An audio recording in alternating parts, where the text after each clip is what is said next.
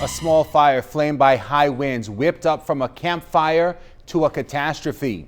Embers landed on homes, lighting them afire.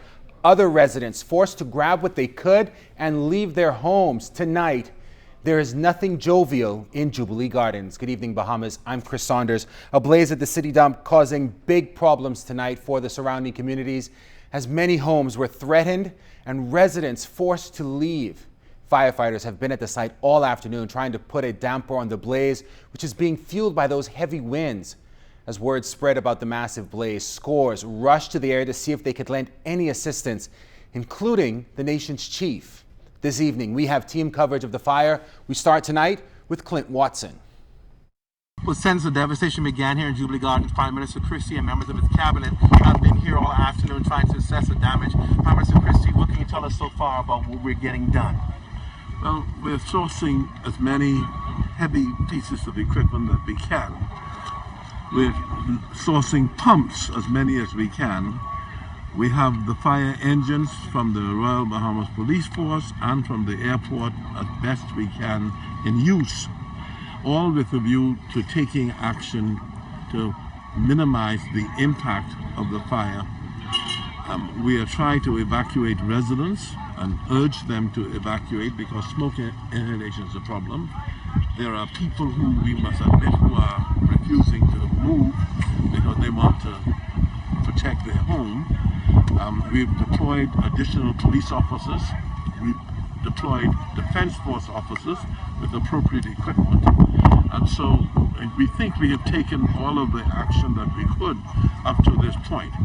We're discussing with U.S. authorities, the charged affairs, whether or not there is some way in which they can add to what we're doing with a view to seeking help in that area. And the minister has just come off the telephone to Ms. Lisa Johnson, the charged affairs of the United States of America. And you can see that at this level here, we're trying to stop the fire from impacting these homes. Right. And that seems to be successful. Even Leslie Miller has his D8 deployed here, and he's about to put it into use. He has other equipment. So look, we're making the best possible effort we can. And I think what is very clear, these people who live in this area of Jubilee have suffered significantly. And it is our really interest now to ensure that we minimize and that when we look to the future, we actually put in place provisions to stop this from happening again. And that means being able to contract out to appropriate corporate entities with the capacity and resources and expertise to be able to effectively manage this site. The minister is in an advanced stage of that process, and we're hoping, therefore, that as part of the overall solution to this, we are within reach of it.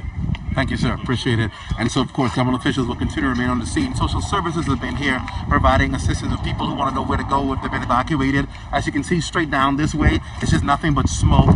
Firefighters are on the scene. This entire community has been blanketed and covered with smoke.